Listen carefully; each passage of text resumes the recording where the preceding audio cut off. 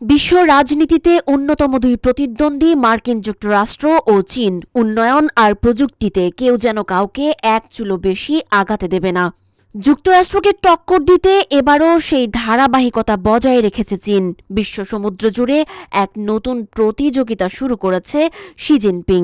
যুক্তরাষ্ট্রের নৌবাহিনীকে টক্কর দিতে চীন আনল তাদের ইতিহাসের সবচেয়ে বড় ও আধুনিক বিমানবাহী রণতরী ফুজিয়ান।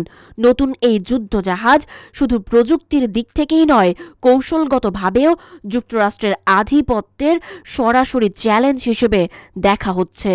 চীনের রাষ্ট্রীয় সংবাদ মাধ্যমের তথ্য অনুযায়ী সম্প্রতি এক জাঁকজমকপূর্ণ কমিশনিং অনুষ্ঠানের মাধ্যমে উদ্বোধন করা হয় ফুজিয়ান রণতরীটির। অনুষ্ঠানে উপস্থিত ছিলেন দেশটির প্রেসিডেন্ট শি জিনপিং। তিনি নিজে জাহাজের ফ্লাইট ডেক ঘুরে দেখেন এবং নৌবাহিনীর সদস্যদের সঙ্গে কথা বলেন।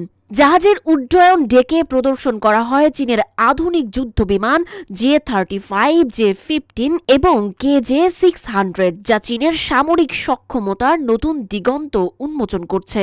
এই অত্যাধুনিক ফুজিয়ান চীনের তৃতীয় বিমানবাহী রণতরী হলেও প্রযুক্তিগতভাবে এটি চীনের এক বিপ্লব।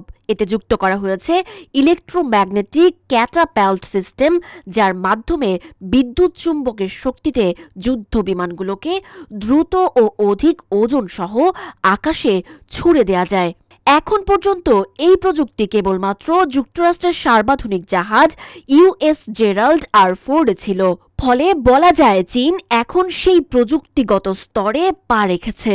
এছাড়া চীনের আগের দুই রণতরী লিয়াওনিং ও শানডং থেকে ফুজিয়ান অনেক বেশি শক্তিশালী ও আধুনিক। বিশ্লেষকদের মতে এটি চীনের নৌবাহিনীর জন্য একটি বড় মাইল ফলক, যা এশিয়া প্রশান্ত মহাসাগরীয় অঞ্চলে যুক্তরাষ্ট্রের প্রভাবের ভারসাম্য বদলে দিতে পারে। ফুজিয়ানের উদ্বোধনের মধ্য দিয়ে চীন বিশ্বকে জানিয়ে দিল তারা শুধু স্থলে নয়, সমুদ্রেও এখন এক পরাশক্তি।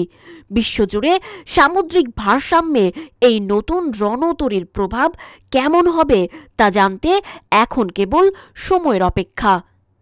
সানজিদা আফরিন, সোনিয়া, নাগরিক প্রতিদিন।